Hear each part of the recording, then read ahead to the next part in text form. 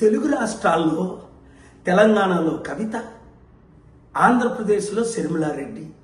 ఏంటి వీళ్ళు గొడవ? ఎందుకు వీళ్ళు రాజకీయాల్లోకి వచ్చారు అన్న ప్రశ్న అందరికీ ఒక ఆశ్చర్యం కలిగిస్తుంది. నేను ముందే చెప్పాను, శర్మిలారెడ్డి పార్టీ పెట్టినప్పుడే ఇది బీజేపీ లేదా కాంగ్రెస్ పంపించిన బాణం, ఏదో ఒక పార్టీలో చేరిపోద్ది, మీరు మోసపోకండి అన్నాను. లక్షల మంది మోసపోయారు, వందల వేల మంది కోట్ల రూపాయలు ఖర్చు పెట్టారు, ఇప్పుడు రోడ్ల మీద తిరుగుతున్నారు. అందులో ఒక 40 మంది నన్ను కలిశారు.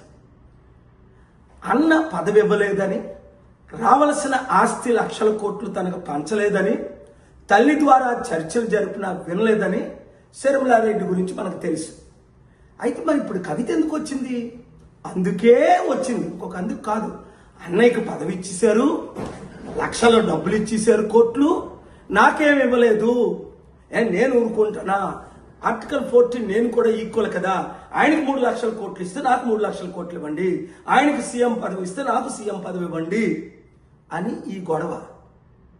చంద్రశేఖర్ గారి కూతురు కవిత, రాజశేఖర్ గారి కూతురు శర్మిల, వీళ్ళిద్దరు హస్బెండ్లు అనిల్ భార్యలే. ఇద్దరికి ఆశలు ఆకాశాలు. ఈ కుటుంబ కుల పార్టీలు మనకు అవసరమా? ఇంకా మోసపోవడం అవసరమా? మనం బీసీలు 60% ఉన్నాం, ఒక్కరైనా ముఖ్యమంత్రి అయ్యారా? బడుగు బలహీన వర్గాలు ఎంతమంది ఉన్నాం, 90%, ఒక్కరైనా ముఖ్యమంత్రి అయ్యారా?